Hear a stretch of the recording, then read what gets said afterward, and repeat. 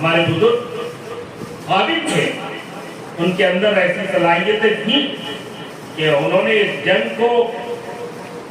صرف یہ نہیں کہ شروع کیا بلکہ اس کو اختتام تک پہنچایا اور آزادی حاصل کی۔ آج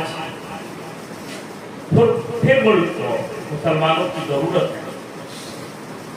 صرف مسلمانوں کے حقوق کے لیے نہیں بلکہ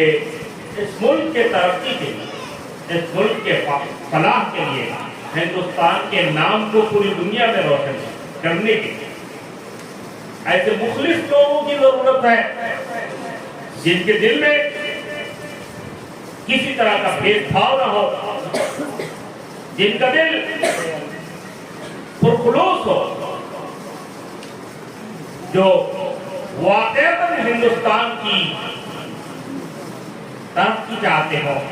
جو واقعتاً ہندوستان کی فلاح و بہبود چاہتے ہو۔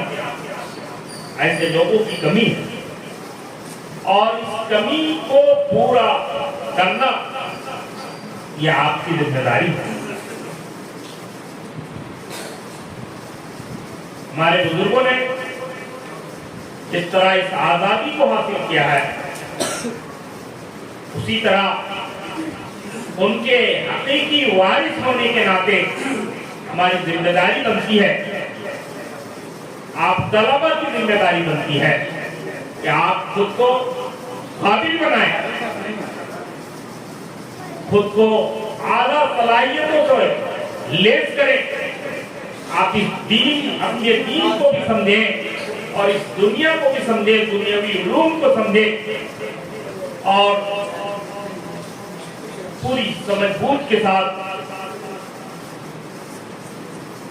پوری دانشمندی کے ساتھ میدان میں آئیں اور اس ملک کو ان مدارس سے، ان جامعات سے ایسے قائد، ایسے لیڈر ملنے چاہیے جو لیڈر حقیقی معنوں میں ہندوستان کے خیر خواہ ہوں اور اخلاص کے جذبے سے سرشار ہوں، جو مولانا ابوالکلام آزاد جیسے لیڈر ہوں، دانشمند ہوں، مخلص ہوں اور خود کے لیے نہیں بلکہ اس ملک کے لیے کام کرنے کا جذبہ رکھتے ہوں، جو حسین احمد مدنی جیسے مخلص ہوں اور ملک کو آزاد ہونے کے بعد، ملک کو آزاد کرانے کے بعد اس سے مفاد حاصل کرنے کے لیے ہرگز تیار نہیں۔ تو اس جذبے کے ساتھ جب ہمارے لوگ، ہمارے مدارس کے طلبہ، مدارس کے فضلاء میدان میں آئیں گے اور اس ملک کی قیادت کریں گے، تبھی یہ ملک حقیقی معنوں میں اپنے آزادی کے خوابوں کو شرمندہ تعبیر کر پائے گا۔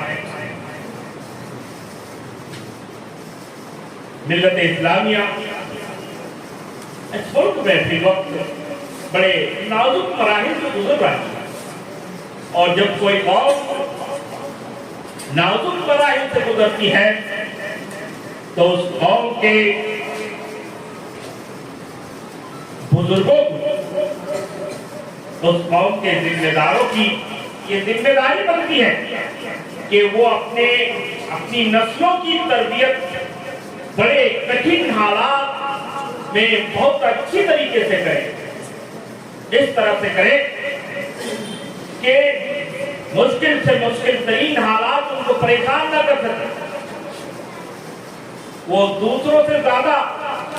دوگنا چار گنا صلاحیت مند ہو، ان کے اندر دوسروں سے زیادہ اخلاص ہو، وہ دنیا اور آخرت کو دوسروں سے زیادہ سمجھنے والے ہوں۔ جب قومیں اس طرح سے اپنی نسلوں کو تربیت کرتی ہے تو پھر چاہے ان کی تعداد زیادہ ہو یا کم، ان کو قیادت نصیب ہوتی ہے، ان کو عزت نصیب ہوتی ہے اور دنیا ان کے سامنے گھٹنے ٹیکنے پر مجبور ہو جاتی ہے۔